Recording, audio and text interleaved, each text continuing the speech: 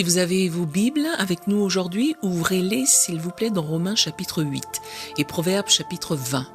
Nous utiliserons plus de versets au fur et à mesure, mais ces deux-là sont pour notre texte. Tout d'abord, Romains 8, nous lirons deux versets, verset 14 puis verset 16. Le verset 14 dit « Car tous ceux qui sont conduits par l'Esprit de Dieu sont fils de Dieu ». Puis le verset 16 dit « L'Esprit lui-même rend témoignage à notre esprit que nous sommes enfants de Dieu ». Maintenant, Proverbe 20, verset 27. Le souffle de l'homme est une lampe de l'Éternel. Il pénètre jusqu'au fond des entrailles. C'est la traduction de King James qui dit « Le souffle de l'homme est une lampe de l'Éternel ». Mais une autre traduction dit « L'esprit de l'homme est la lampe de l'Éternel ». La lampe de l'Éternel. Je suppose que si nous modernisions cela, nous pourrions prendre une de nos ampoules électriques et dire que l'esprit de l'homme est l'ampoule de l'Éternel. En d'autres termes, ce que cela signifie, c'est que Dieu nous éclairera et qu'il nous guidera par notre esprit. Car l'esprit de l'homme est la lampe de l'Éternel. Ils avaient des lampes en ces jours-là, vous savez. L'esprit de l'homme est la lampe de l'Éternel. En utilisant le langage courant, si nous l'avions écrit de nos jours, on aurait dit l'ampoule.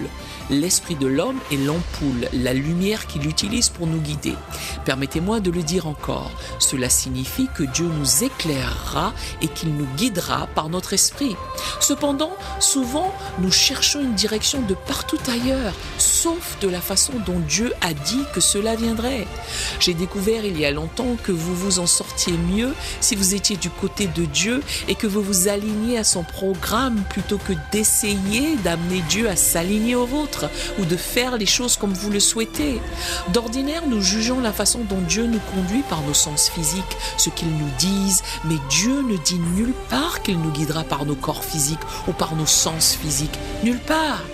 Trop fréquemment, nous regardons les choses d'un point de vue mental, mais Dieu déclare nulle part dans la Bible qu'il nous guidera par notre mentalité ou par notre pensée. Dieu dit que c'est l'esprit de l'homme qui est la lampe de l'Éternel. Ce qui signifie qu'il nous guidera par notre esprit ou qu'il vous guidera par votre esprit. L'homme est un esprit, il a une âme et il vit dans un corps physique, il est un être spirituel parce qu'il est fait à la ressemblance de Dieu. Jésus, souvenez-vous, lorsqu'il parla de la femme samaritaine au puits, dans le 4e chapitre de l'évangile de Jean, a dit que Dieu est esprit. Si nous sommes faits à la ressemblance de Dieu et que Dieu est esprit, alors l'homme doit lui aussi être un esprit. Quand le corps physique de l'homme meurt et qu'il est dans la tombe, l'esprit continue de vivre. Cette partie de l'homme est éternelle. L'esprit de Dieu ne peut pas mourir. L'homme est esprit, âme et corps. Loué soit le Seigneur. Avant de pouvoir comprendre comment Dieu nous conduit et nous guide par notre esprit, nous devons comprendre la nature de l'homme. Nous devons comprendre le fait que l'homme est un esprit, qu'il a une âme et qu'il vit dans un corps. Comme je l'ai dit, lorsque la partie physique de notre être est morte et mise dans la tombe, l'homme continue de vivre. Paul parle de la mort physique dans le 1er chapitre de Philippiens. Remarquez ce qu'il dit au verset 23. « Je suis pressé des deux côtés, j'ai le désir de m'en aller et d'être avec Christ, ce qui de beaucoup est le meilleur. » Pour vous montrer qu'il parlait de la mort physique, il a ajouté au verset 24 « Mais à cause de vous, il est nécessaire que je demeure dans la chair. » Notez que Paul parle de la mort physique. Il a dit « Je suis pressé des deux côtés, j'ai le désir de m'en aller et d'être avec Christ. » Qui va partir? Moi? Je vais être avec Christ, ce qui selon lui est bien meilleur. Néanmoins, je demeure dans la chair. Demeurer signifie vivre. Néanmoins, je vis dans le corps. La chair est le corps. Vous voyez, il va vivre, que ce soit dans le corps ou hors du corps. Il va continuer à vivre. Je demeure où je vis dans la chair ou dans le corps, car c'est plus avantageux pour vous. S'il est ici vivant dans la chair, vivant dans le corps, alors il pourra enseigner l'église de Philippe, les servir et être une bénédiction. Il serait plus avantageux pour eux qu'ils continuent à vivre dans la chair. Mais il dit, il serait bien meilleur. Même s'il avait dit seulement mieux, ça aurait été bien. Mais il a dit qu'il a le désir de s'en aller et d'être avec Christ, ce qui de beaucoup est le meilleur. Il disait en fait, je vais partir, je vais être avec Christ. De qui parlait-il quand il a dit je vais partir, je vais être avec Christ? Eh bien, il ne parlait pas de son corps, car son corps n'allait pas partir. Dieu merci, nous aurons un nouveau corps, un de ces jours, gloire à Dieu, et ce sera un grand jour. Mais Paul ici parle de l'homme intérieur ou de l'homme spirituel qui vit à l'intérieur de ce corps quand il a dit « je vais partir, je vais être avec Christ ».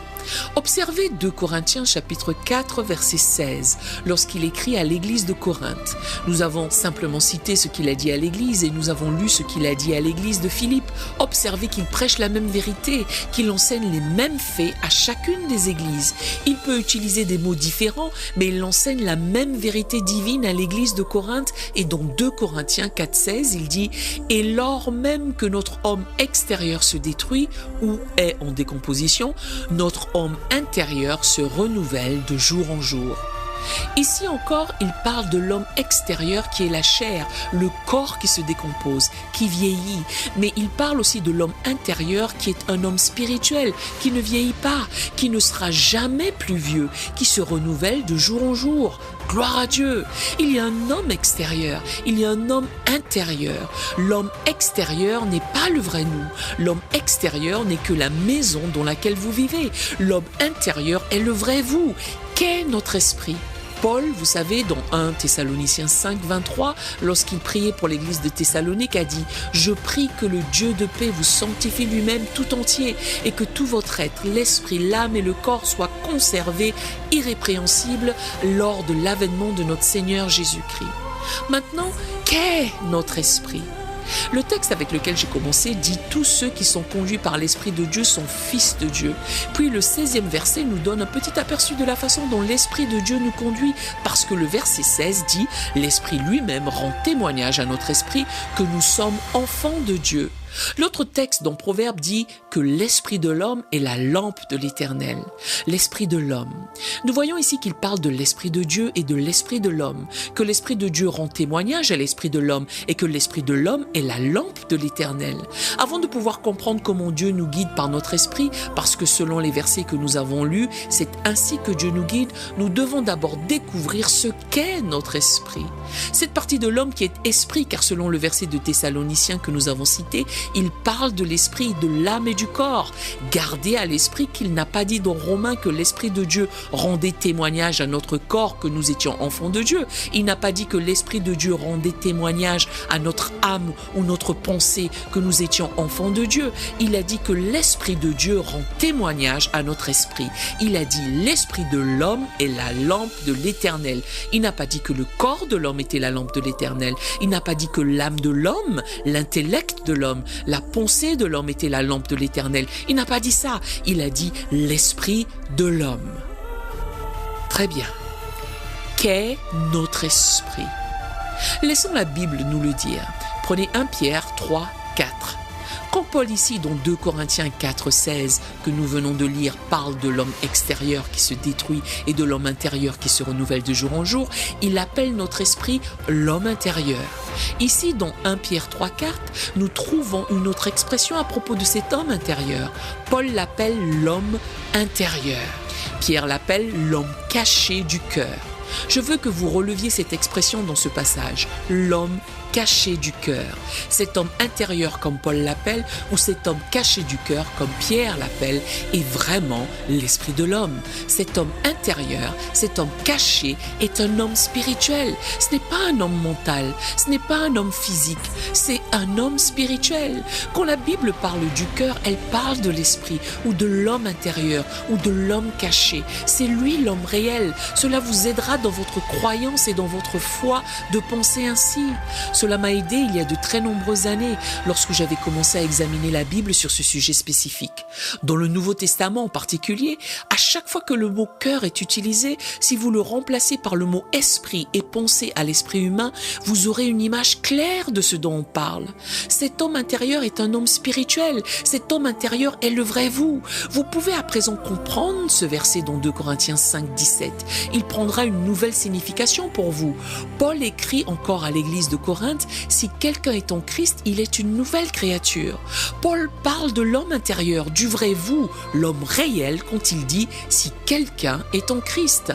Il ne peut pas parler de l'homme extérieur, parce que lorsque vous êtes né de nouveau et que vous devenez une nouvelle créature, vous n'obtenez pas de nouveau corps ou un homme extérieur tel qu'il était. Dieu ne fait rien avec l'homme extérieur, c'est vous qui l'utilisez.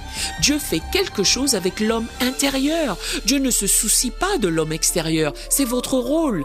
Découvrez ce que Dieu veut que vous fassiez de l'homme extérieur. Découvrez ce que Dieu veut que vous fassiez avec le corps et faites ce que la Bible dit. Dieu ne le fera pas et n'essayez pas de demander à quelqu'un d'autre de le faire à votre place. Vous devez le faire. Sachez que quand il dit que si un homme est en Christ, il est une nouvelle créature, il ne parle que de l'homme à l'intérieur qui est devenu une nouvelle créature. Nous n'avons certainement pas eu de nouveau corps quand nous sommes nés de nouveau. Quand vous êtes né de nouveau, vous n'avez pas eu de nouveau corps, mais le vrai vous, l'homme intérieur, est devenu un homme nouveau en Christ Jésus, une nouvelle créature. Généralement, dans nos discussions, nos termes sont tellement vagues lorsque nous décrivons les choses que nous rendons les gens confus. Pour moi, il serait simplement préférable de dire les choses comme la Bible le dit. Ne pas adapter la Bible à nos doctrines, mais faire en sorte que ce que nous croyons vienne bien de la Bible. Disons les choses comme la Bible le dit. Nous avons habituellement des services de consécration et c'est bien si nous savons ce que nous faisons. Des services de dévouement, les chrétiens viennent à l'autel, nous entendons les gens dire « consacrez-vous à Dieu, donnez-vous à Dieu ». Eh bien, vous voyez cet homme à l'intérieur, vous ne pouvez pas le donner à Dieu si vous êtes chrétien, car il appartient déjà à Dieu. Vous ne pouvez pas me donner quelque chose qui m'appartient déjà. Vous ne pouvez pas me donner cet étui de Bible, c'est déjà le mien. Vous ne pouvez pas me donner la Bible qui est dans l'étui, elle m'appartient déjà. N'est-ce pas vrai ? Si vous disiez lorsque nous avons notre service de consécration, de dévouement, que vous veniez consacrer votre corps, ce serait une autre histoire. Mais nous n'avons pas rendu les choses claires, alors certaines personnes continuent de faire la même chose depuis 40 ans, elles se font consacrer, mais elles ne sont ni plus dévouées, ni plus consacrées qu'elles ne l'étaient il y a 40 ans lorsqu'elles ont commencé. Amen. Je les vois avoir des services de consécration pour les chrétiens où ils chantent « Viens dans mon cœur ». Eh bien, si vous êtes chrétien, il est déjà dans votre cœur. Il ne va pas y entrer, il est déjà là-dedans. Je parle de consécration, je ne parle pas de traiter avec les pécheurs, pas d'un service d'autel pour les pécheurs. Je parle du service de dévouement, de consécration lorsque tous ceux qui s'approchent sont chrétiens et que quelqu'un commence à chanter « Viens dans mon cœur, viens dans mon cœur, Seigneur Jésus, viens aujourd'hui y rester ». Il est déjà venu y rester. Puis-je les vois revenir la nuit suivante chanter la même chanson pour les mêmes personnes. Pas étonnant qu'ils n'aient jamais été dévoués ou consacrés, ils ne savent pas ce qu'ils font. Comme je l'ai dit, permettez-moi de le répéter, nos termes sont si vagues dans leur description des choses qu'ils prêtent à confusion. Il serait mieux pour nous de dire simplement les choses comme la Bible le dit. Par exemple, ce verset que j'ai cité plus tôt dans 1 Thessaloniciens 5, 23, où Paul a dit « Je prie Dieu que tout votre être, l'esprit, l'âme et le corps soient conservés irrépréhensibles lors de l'avènement de notre Seigneur Jésus-Christ. » Ici, Paul prie pour l'église de Thessalonique et il commence par l'intérieur, la partie la plus profonde de l'homme, le cœur de son être, qui est son esprit, et on vient ensuite à l'extérieur, l'âme et le corps. Il commence par l'homme intérieur et finit par l'homme extérieur. Avez-vous déjà remarqué, et je l'ai vu faire depuis de nombreuses années, que la plupart des gens citent mal ce verset?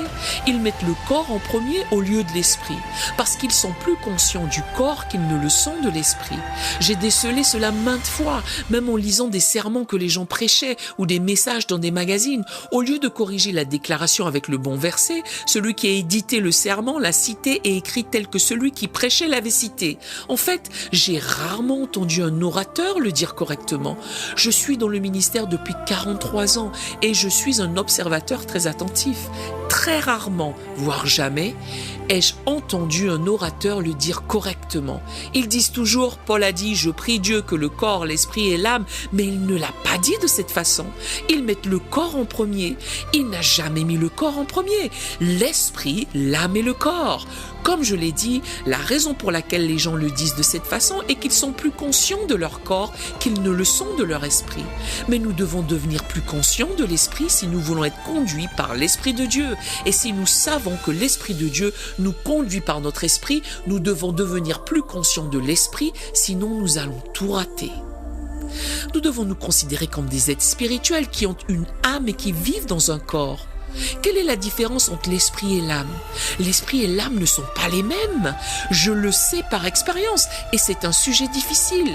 Pendant de nombreuses années, j'ai étudié ce sujet mais je ne trouvais pas de réponse. Je vais être honnête, je ne l'avais pas.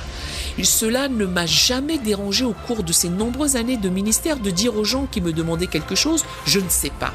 Que cela ne vous dérange pas de le dire, je ne sais pas. Parce que si vous saviez tout, nous devrions tous commencer à vous suivre. Mais bon, nous ne le ferons pas. Nous allons plutôt commencer à prier pour vous parce que nous savons que vous montez. Amen. Cela ne m'a jamais dérangé en tant que jeune ministre quand j'ai commencé, car il y avait beaucoup de choses que je ne savais pas. Et il y a encore beaucoup de choses que je ne sais pas encore. Même le grand apôtre Paul l'a dit lui-même dans 1 Corinthiens 13, car nous connaissons en partie et nous prophétisons en partie. Si vous vous arrêtiez pour penser à ce qu'il dit, cela vous aiderait. Cela ne vous gênerait pas, cela vous aiderait. Paul a dit, je ne sais pas tout. Même dans mes prophéties, je ne prophétise qu'en partie. Vous ne pourrez jamais tout dire, même en prophétie. Ce ne sera pas le tout, pas tout entièrement. Raison pour laquelle vous ne pouvez pas que la suivre elle seule. Est-ce que vous m'entendez?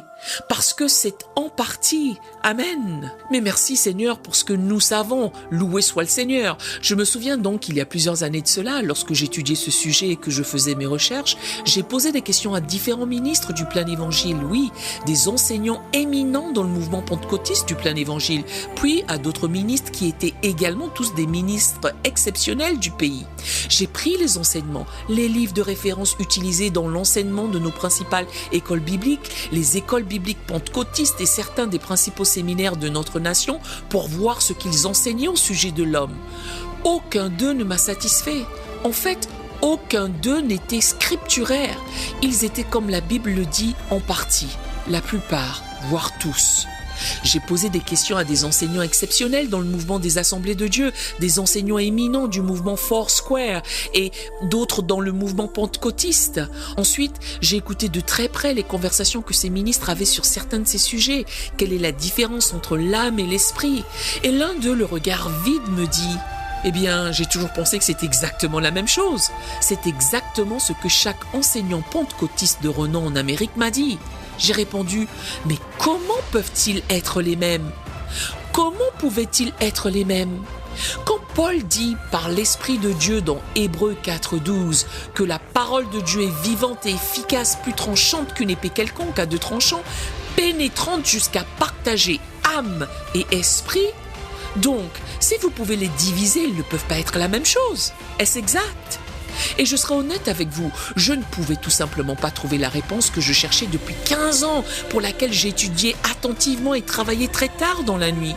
Je peux vous dire que certains des enseignants auxquels j'ai demandé, et je ne mentionnerai pas leur nom, des enseignants exceptionnels que j'ai interrogés lors d'une conversation personnelle, avaient le regard vide de toute expression quand ils m'ont dit « Eh bien, je pensais que c'était la même chose ». Quelle est la différence entre l'esprit et l'âme? Je leur ai dit « Je l'ai cru moi aussi une fois ». Et s'il vous plaît, ne retournez pas chercher certains de mes anciens sermons qui datent d'il y a quelques années, car vous m'entendrez dire la même chose qu'eux, car c'est d'eux que j'avais tiré mon information. Mais j'ai découvert que, comme eux, j'avais tort. La parole de Dieu est vivante et efficace, plus tranchante qu'une épée quelconque à deux tranchants, pénétrante jusqu'à partager âme et esprit. Nous n'avons pas été en mesure de les diviser comme nous le devrions, parce que nous sommes plus conscients de l'âme que de l'esprit. Certains sont plus conscients de leur corps car ils mettent le corps en premier, d'autres plus conscients de leur âme. J'ai fait cette découverte il y a près de 30 ans quand j'ai commencé à étudier cela et j'étudie ce sujet depuis 15 ans. J'ai commencé à faire certaines de ces découvertes pendant que j'étais pasteur de mon ancienne église en 1948 et 49. Je m'enfermais dans mon église pendant des jours parfois, juste avec ma Bible. Tout ce que je désirais était de connaître la différence entre les deux. En commençant à examiner la chose, j'ai découvert ceci, que souvent dans nos cercles du plein évangile, et je vois la même erreur dans les cercles charismatiques aujourd'hui, ils sont plus conscients de l'âme qu'ils ne le sont de l'esprit. Ce qu'ils appellent l'esprit, le domaine dont ils parlent, même s'ils ne l'appellent pas comme ça, est celui de l'âme et non de l'esprit. Le développement qui s'opère a davantage lieu dans le domaine de l'âme, mais il y a très peu de développement spirituel. Je serai honnête avec vous avant d'aller plus loin dans la parole, qui vous aidera à voir quelque chose. Je suis passé par un processus d'élimination pour cette découverte, parce que je ne pouvais pas trouver ce que la Bible disait vraiment à cause de ma vision limitée, ma vision spirituelle de l'époque. Je suis passé par un processus d'élimination simplement en écrivant « Je sais que c'est un fait avec notre corps, avec mon corps, je suis en contact avec le domaine physique. Cela est sans équivoque. Ensuite, j'ai compris ceci, qu'avec mon esprit, je suis en contact avec le domaine spirituel. J'ai écrit cela. Mais voici le verset qui m'a aidé, qui a toujours été là et que chaque pentecôtiste, chaque charismatique et toute personne remplie d'esprit devrait savoir. 1 Corinthiens 14, 14. Car si je prie en langue, mon esprit est en prière, mais mon intelligence demeure stérile. Ici, Paul parle de son esprit, pas du Saint-Esprit. La traduction amplifiée dit que si je prie dans une langue inconnue, mon esprit par le Saint-Esprit en moi prie. Mon esprit prie, mais mon intelligence est infructueuse. Notre intelligence, notre mentalité fait partie de notre âme. Je ne prie pas pour mon âme quand je prie en langue. Je prie par mon esprit, par mon cœur, par mon être le plus profond. Vous rappelez-vous de ce que Jésus a dit dans l'évangile de Jean au chapitre 7 ? Le dernier jour, le grand jour de la fête, Jésus, se tenant debout, s'écria « Si quelqu'un a soif, qu'il vienne à moi et qu'il boive. Celui qui croit en moi, des fleuves d'eau vive couleront de son sein. » La version Louis II dit « de son sein ou de ses entrailles », mais une autre traduction dit « de son être le plus profond ». Des fleuves d'eau vive, pas un fleuve, mais des fleuves d'eau vive, de son sein. Il dit cela de l'esprit que devaient recevoir ceux qui croiraient en lui, car l'esprit n'était pas encore, parce que Jésus n'avait pas encore été glorifié. Gardez cela à l'esprit et lisez ce qui est dit dans 1 Corinthiens 14, 14. Car si je prie en langue, mon esprit est en prière. Ensuite, quand je parle en langue, le Saint-Esprit bien sûr me donne de m'exprimer, mais c'est moi qui parle. Nous devons régler cela, c'est moi qui parle, mais c'est lui qui me donne de m'exprimer. Raison pour laquelle il est en moi, cela sort de l'intérieur de moi. Mon esprit prie, pas mon âme, mon esprit. Mon intelligence est stérile. Mon intelligence fait partie de mon âme. Mon esprit prie, mais mon intelligence est infructueuse. Un pasteur m'a dit un jour, sa femme était là et quand ils m'ont dit cela, leur fille était déjà mariée. Ils ont dit que quand leur fille était petite, ils ont juste eu 2 filles. L'une d'elles, lors d'une de nos réunions de réveil, avait reçu le baptême du Saint-Esprit, où elle était remplie du Saint-Esprit, peu importe la manière dont vous le dites. Ils ont dit qu'en fait, des gens priaient autour de l'autel et ces petits-enfants étaient tout seuls et il n'y avait aucun adulte là-bas avec eux. Le Saint-Esprit est descendu sur cette petite fille de 6 ans. En ce temps-là, elle ne commençait l'école qu'à l'âge de 7 ans, donc elle n'avait même pas commencé l'école. Elle a couru vers sa mère, la main sur son ventre. Elle a dit « Maman, maman, cette chose vient de sortir de mon ventre ». Elle parlait du parler en langue. Cette petite fille avait plus d'acuité dans les choses de l'esprit que certains pasteurs du plein évangile que je connais. Amen. C'est sorti de mon ventre. C'est ce que la Bible dit. De son sein, de ses entrailles, des fleuves d'eau vive couleront. Amen. De votre être le plus profond. C'est ça, l'esprit de l'homme. Il est nécessaire pour nous de connaître la différence entre l'âme et l'esprit et de localiser l'esprit. Revenons au verset qui nous dit qu'il va nous guider par notre esprit. Plus nous sommes conscients de notre esprit, plus nous en savons sur lui, plus nous pouvons être guidés. Moins nous en savons, plus nous sommes conscients de l'âme, plus nous sommes conscients du corps. Par conséquent, nous raterons complètement la partie spirituelle. Raison pour laquelle c'est très difficile pour certains de comprendre certaines choses, car ils vivent tellement dans la conscience de leur corps ou dans le domaine de l'âme. Car si je prie en langue, mon esprit est en prière, mais mon intelligence demeure stérile. Notre intelligence fait partie de notre âme. Rappelez-vous, j'ai dit que j'avais suivi le processus d'élimination. Je savais que c'était avec mon corps que j'étais en contact avec le monde physique. Je savais que c'était avec mon esprit que j'étais en contact avec le monde spirituel. Cela ne laissait qu'une seule autre partie de moi qui n'était en contact avec aucun de ces autres mondes. C'est alors que j'ai compris que ça devait être avec mon âme que j'étais en contact avec le monde intellectuel. Cela m'a aidé à voir. Quand j'ai écrit cela sur le morceau de papier, c'est là que j'ai compris. Paul a dit « Mon intelligence demeure stérile ». Quand je prie en langue, je ne prie pas par mon âme, je ne prie pas par mon intellect ou par mes pensées. Ce n'est pas mon âme qui prie. Si je prie en langue, c'est mon esprit qui prie. Ce devrait être relativement facile pour nous qui sommes remplis de l'esprit de localiser l'esprit. Mon esprit prie, mais c'est de notre esprit que ces langues viennent, de l'intérieur de nous. Loué soit le Seigneur. Elles ne sortent pas de notre tête. Nous savons cela. Nous les parlons physiquement, d'accord, mais elles ne sont pas sorties de nos sens physiques. Elles sortent parce que nous cédons notre langue à notre esprit. Et le Saint-Esprit dans notre esprit nous donne de nous exprimer. Revenons à cette expression, ici dans Proverbe 20-27. Revenons en arrière et regardons à nouveau cette expression. À la lumière de tout ce que j'ai dit, je pense que cela prendra un tout nouveau sens pour nous. Souvenez-vous, Paul dit que si je prie dans une langue inconnue, mon esprit prie. L'esprit de l'homme est la lampe de l'Éternel. Il pénètre jusqu'au fond des entrailles. Le voilà encore ce mot entrailles.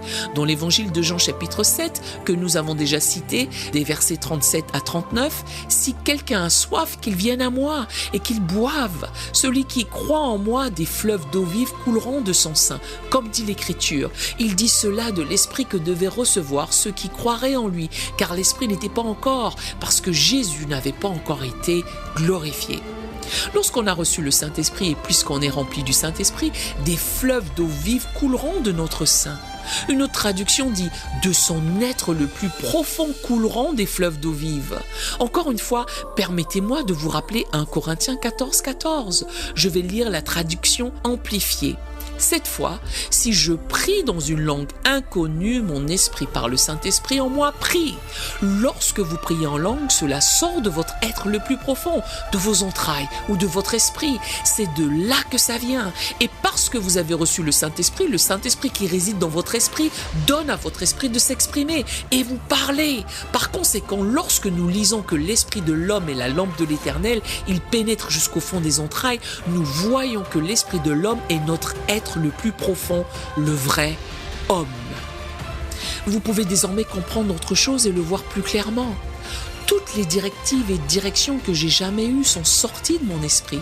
La plupart sont venues quand je priais en langue. Vous pouvez en comprendre la raison, parce que vous voyez, votre esprit est actif. Soit dit en passant, l'une des raisons pour lesquelles nous échouons si lamentablement dans le monde de l'Église dans son ensemble est que nous n'avons qu'une manière de prier. Nous prions avec notre intelligence des prières mentales. Nous nous efforçons de mener des batailles spirituelles avec des capacités mentales, au lieu de prier avec notre esprit. J'ai découvert il y a longtemps que dans chaque crise de la vie, j'ai appris à chercher mon esprit à l'intérieur de moi et j'ai appris à prier en langue. Et pendant que je prie en langue, la direction vient de l'intérieur de moi parce que mon esprit est actif. Mon corps n'est pas actif, ma pensée n'est pas active, mon esprit est actif et c'est par lui qu'il va me guider. Parfois, pendant que je prie en langue, je reçois une parole qui n'est pas en anglais, que j'interprète parfois, et c'est par l'interprétation que je reçois une direction. Ce n'est pas le cas la plupart du temps, juste occasionnellement, mais souvent quand je prie en langue, ça monte à partir d'ici. Il est difficile d'expliquer les choses spirituelles de la manière naturelle, mais ça monte en moi. Vous sentez que quelque chose monte en vous, ça commence à prendre forme, et vous ne pouvez dire à personne comment mentalement vous saviez que cela vous a sauvé la vie, parce qu'il ne comprendrait pas, mais vous savez exactement à l'intérieur de vous. C'est un tel encouragement car vous savez que quand vous ferez face à une autre crise, vous saurez d'où vous viendra le secours. Vous saurez comment l'obtenir. M'écoutez-vous ? Depuis que j'ai été guéri, depuis que je suis né de nouveau, depuis que je suis devenu une nouvelle créature remplie du Saint-Esprit, quand la maladie venait à ma rencontre, et nous ne devons pas prendre ces choses à la légère, mes amis, quand la maladie venait à moi, et plusieurs fois pour être exact à ce sujet, 3 fois déjà, depuis que j'ai été guéri en 1934, à 3 occasions différentes, la mort est venue pour attaquer tout mon corps. Je n'aurai pas le temps d'entrer dans les détails, mais je me souviens que j'avais quitté ma dernière église pour aller dans l'évangélisation en 1949. Eh bien, quand vous vous décidez d'obéir à Dieu, ne trouvez pas cela étrange que chaque diable en enfer se déchaîne contre vous.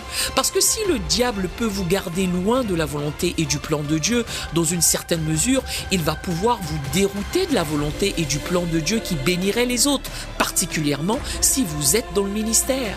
Et je serai honnête avec vous, sur une période de quelques mois, sur une période de 5 mois, j'ai combattu plus de diables, plus de démons et plus de mauvais esprits que je ne l'ai fait en 15 ans de ministère réunis, multipliés par 3, on aurait dit qu'ils me suivaient tous à la trace. Personne n'aime être parti de la maison, surtout quand on est un jeune homme au début de la trentaine, 32 ans, les enfants laissés à la maison, ma femme qui doit assumer toutes les responsabilités, et j'ai simplement décidé que c'était un prix trop élevé à payer. J'ai décidé de redevenir pasteur à plein temps. C'est moi qui ai décidé cela. J'ai annulé les réunions de la convention à laquelle j'assistais. Je savais qu'il y avait d'autres évangélistes là-bas, et j'ai demandé partout où je devais aller si cela ne les dérangeait pas que j'annule. « Que vas-tu faire ?» m'ont-ils demandé. J'ai dit que je retournais au pastorat. J'ai juste fait une réunion après cette convention parce qu'il y avait déjà des annonces de fête et je ne voulais pas les laisser en plan. Souvenez-vous de ceci si vous êtes chrétien. Vous devez toujours aspirer à être un modèle de vertu, un gentleman. Sachez que si vous voulez marcher dans l'amour, que quelqu'un d'autre le fasse ou pas, l'amour considère toujours l'autre personne avant soi. Si vous marchez vraiment dans l'amour divin, vous considérerez l'autre personne, peu importe ce que cela vous coûte. Cela ne m'étonne pas que la foi de certains d'entre vous n'ait pas d'effet, car votre parole ne vaut rien. Vous ne tenez pas parole. Votre foi n'aboutira à rien si vous n'apprenez pas à être un homme ou une personne de parole. Parce que pour que la foi fonctionne pour vous, vous devez croire en vos paroles et croire en votre cœur. Marc 11, 23 dit « Et s'il ne doute point en son cœur, mais croit que ce qu'il dit arrive, il le verra s'accomplir. » Ces choses que vous dites sont des mots. Eh bien, vous n'allez certainement pas croire que vos paroles vont se réaliser lorsqu'elles vous sont familières et que vous savez que vous n'êtes pas un homme ou une personne de parole. Je veux le répéter et je l'ai déjà dit, je vais continuer à le dire. La Bible nous dit dans le livre des psaumes que l'une des caractéristiques du pèlerin spirituel est celui qui ne se rétracte point s'il fait un serment à son préjudice. Il ne se rétractera pas. Si je dis à quelqu'un que je vais faire quelque chose, si je dis au pasteur que je ferai quelque chose, si un homme a ma parole pour cela, s'il ne me laisse pas sortir de cette promesse, même si je lui dis que Dieu me conduit par-ci et qu'il me dise non, tu viens par là, eh bien j'irai là-bas avec lui, car Dieu m'a dit de faire ça. Est-ce que vous m'entendez? Je vais tenir parole. Si je ne tiens pas parole, cela affectera toute ma vie spirituelle. Vous devez faire attention à ne pas dire quelque chose à quelqu'un si vous n'y croyez pas. Mais écoutez-vous, que vous le réalisiez ou non, cela vous affectera réellement. Je dis aux gens la vérité à chaque fois. Je ne dirai pas à quelqu'un que je suis content de le voir si je ne suis pas content de le voir. Je ne vais pas commencer à mentir. Je ne lui dirai pas que je ne suis pas content de le voir, mais je trouverai un moyen de le dire sans trahir ma conscience. Je ne vais pas dire à quelqu'un qu'il est beau s'il ne l'est pas. Amen. Je ne vais pas mentir. Dites ce que vous voulez, mais cela affectera votre foi. Voyons, ce n'est que de la gentillesse. Non, non, ça ne l'est pas. C'est rusé. C'est être rusé. Votre foi ne fonctionnera pas parce qu'après tout, vous ne croyez pas vous-même en vos propres mots parce que vous n'avez jamais tenu parole avec quiconque. Alors, où en sommes-nous déjà dans notre étude biblique? Quelqu'un s'en souvient? Ah oui. Donc, tous les pasteurs étaient d'accord et j'ai annulé, ils ont appelé un autre évangéliste. J'ai continué mon chemin et j'ai organisé une réunion de réveil pendant 3 semaines après cette convention. Et il était programmé que j'aille prêcher un certain dimanche dans une certaine église. Bonne église, église du plein évangile, la plus riche financièrement dans cette partie de l'État. Une seule église avait plus de gens qu'eux. Par conséquent, du point de vue des membres, c'était la deuxième plus grande église de cette partie de l'État. Mais financièrement, c'était la plus riche car ils payaient davantage les pasteurs. Ils avaient le plus d'argent, ils faisaient plus de missions que n'importe qui d'autre. Le conseil m'a dit, frère Hagin, avec vos réunions de réveil, nous savons que vous n'êtes pas obligé de venir prêcher ici, mais nous avons plein de nouveaux depuis votre dernière réunion de réveil il y a 2 ans ici. Alors venez prêcher pour nous le dimanche. Le conseil me dit, nous pouvons presque vous garantir une place permanente ici, car l'ancien pasteur pour lequel vous aviez prié nous recommande celui que vous recommandez, mais vous savez, si vous voulez la place ici, vous l'avez. Mais j'avais encore un dimanche de libre avant d'aller prêcher là-bas. Ce dimanche-là, ma femme et moi sommes allés visiter une église voisine dans la ville voisine et me voilà assis dans la classe de l'école du dimanche et je peux vous dire exactement le sujet de la leçon de ce dimanche-là. Le pasteur a essayé de me faire enseigner, mais j'ai refusé. Il y avait 2 autres prédicateurs qui y étaient, des ministres ordonnés. Ils ne voulaient pas le faire et ils m'ont dit « On va vous aider. Nous ne savions pas que vous viendrez, nous vous avons pris au dépourvu. » La leçon portait sur Moïse et les enfants d'Israël, sur Moïse qui a désobéi à Dieu en frappant 2 fois le rocher. Eh bien, je suis plutôt une autorité en matière de désobéissance à Dieu, car je venais à peine de lui désobéir. J'avais décidé de redevenir pasteur. Alors je suis assis là pendant que le pasteur enseigne cette classe et je vais vous dire la vérité, j'ai senti mon cœur s'arrêter de battre et je suis tombé du banc face contre terre. J'ai à peine eu le temps de mettre la main sous mon nez pour l'empêcher de s'écraser au sol. Je me suis évanouie temporairement, j'étais dans les vapes. J'étais là, au pied du pasteur, il a tendu la main pour me relever et ces 2 autres prédicateurs qui étaient assis devant se sont levés soudainement et m'ont soulevé pour me faire asseoir. Tout le monde a commencé à prier et j'ai dit « Sortez-moi ». Je commençais à me sentir un peu mieux et j'ai dit à l'un des pasteurs « Emmène-moi au presbytère ». Ils m'ont pratiquement porté là-bas. Me voilà donc étendu sur le lit là-bas et j'ai dit à ce ministre qui était avec moi « Sens mon cœur ». Il avait redémarré, mais c'était encore arrêté, complètement arrêté. Quand il a redémarré, vous ne pouviez distinguer aucun battement. Vous pouviez réellement mettre votre doigt ici et vous ne pouviez pas sentir de battement, aucun pouls. Vous pouviez juste percevoir un petit quelque chose qui tremblotait. Je commençais à avoir froid partout.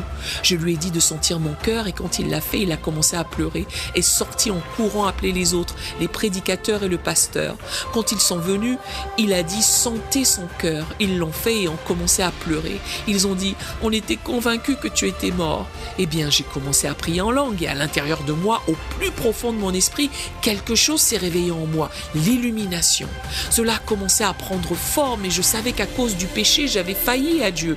Mais j'ai vu à quel point j'avais failli, comment par ma désobéissance, j'étais entré dans le territoire du diable où il pouvait m'attaquer. Non, ce n'est pas Dieu qui me l'avait envoyé. Et j'ai dit au Seigneur, « Seigneur, d'accord, je te promets qu'aussi longtemps que je vivrai, je ne nourrirai plus jamais l'idée d'être pasteur d'une église, à moins que tu ne le mettes dans mon esprit. » Je savais que j'avais fait ma part, mais quelque chose d'autre s'est éveillé en moi. Je savais à l'intérieur de moi, par l'illumination intérieure, que ma femme avait sa part à faire. Je ne savais pas ce que c'était, elle ne m'avait rien dit. J'ai dit à l'un des prédicateurs, va chercher ma femme rapidement. Il a couru vers le bâtiment de l'école du dimanche, est allé à la classe biblique pour femmes et a regardé à l'intérieur. Déjà, l'Esprit de Dieu avait alerté ma femme. Elle ne savait pas pourquoi, mais à l'intérieur d'elle, elle avait cette inquiétude. Elle savait, je ne sais pas comment, mais elle savait que quelque chose n'allait pas avec moi. Elle rassemblait déjà sa Bible, son sac à main, son livre d'école du dimanche pour se préparer à quitter la pièce quand elle a vu ce monsieur venir vers elle. Il lui a dit ce qui s'était passé, elle est venue dans la pièce et tombée à mon chevet, a mis sa main sur moi et a dit « Mon Dieu, j'ai l'impression que c'est ma faute. » Je pouvais la voir, le Seigneur ne m'avait rien dit, mais je savais simplement que je devais la faire venir près de moi. Elle a dit « J'ai l'impression que c'est de ma faute. » Elle ne m'a jamais retenue, elle ne m'a jamais fait d'histoire, elle n'a jamais dit un mot de découragement, elle ne m'a jamais laissé penser qu'elle n'était pas avec moi à 100%.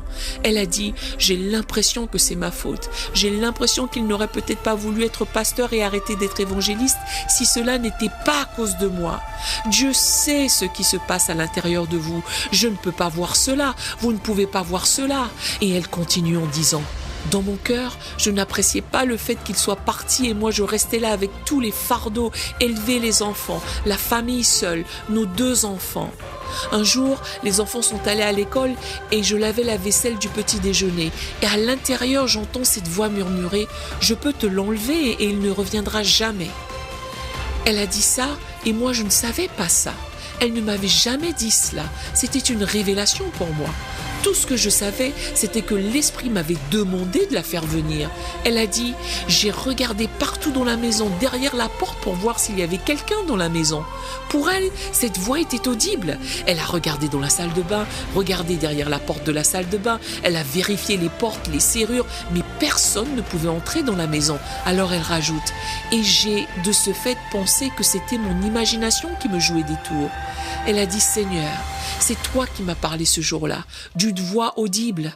Tu as dit, je pourrais te l'enlever et il ne reviendra jamais. Je te promets ceci, Seigneur, que je ne me plaindrai jamais, je ne me sentirai plus jamais mal à l'intérieur de moi, peu importe où il va. Si tu l'appelles pour aller en Afrique, peu importe combien de temps il parle, tant que tu l'épargnes. » Moi, j'avais déjà fait ma prière, pris mon engagement. Maintenant, elle avait fait la sienne.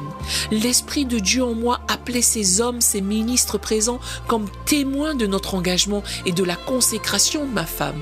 Alors la puissance de Dieu est descendue sur moi. J'ai sauté du lit, j'ai commencé à courir et à danser dans la maison, complètement guérie. J'ai désobéi, nous avons tous les 2 désobéi et nous sommes entrés dans le territoire du diable où il pouvait nous attaquer. Mais je suis rentrée précipitamment. J'ai découvert à travers les années que chaque fois que je faisais face à cela, et j'ai fait face à cela 3 fois, quand la mort est venue face à face devant moi, à chaque fois que la mort vient, quelque chose à l'intérieur de moi se lève, l'Esprit de Dieu qui me donne l'illumination, l'Esprit de l'homme est la lampe de l'Éternel. Dieu a allumé cette lampe, c'est comme une lumière qui vient à l'intérieur. Et je savais aussitôt tout ce que je devais savoir, pourquoi c'était comme ça, quoi faire à ce sujet, comment en sortir. Et je suis sortie de là immédiatement. Et vous le pouvez également. Il n'a pas dit que l'esprit du prédicateur était la lampe de l'Éternel. Il n'a pas dit que l'esprit des prophètes est la lampe de l'Éternel. Il n'a pas dit que l'esprit de l'apôtre était la lampe de l'Éternel. Il n'a pas dit que l'esprit du pasteur était la lampe de l'Éternel. Il a dit que l'esprit de l'homme est la lampe de l'Éternel, l'esprit de l'homme. Nous espérons de tout cœur que ce message changera votre vie. N'oubliez pas de le partager pour qu'il en change bien d'autres. Merci de vous abonner et que Dieu vous bénisse.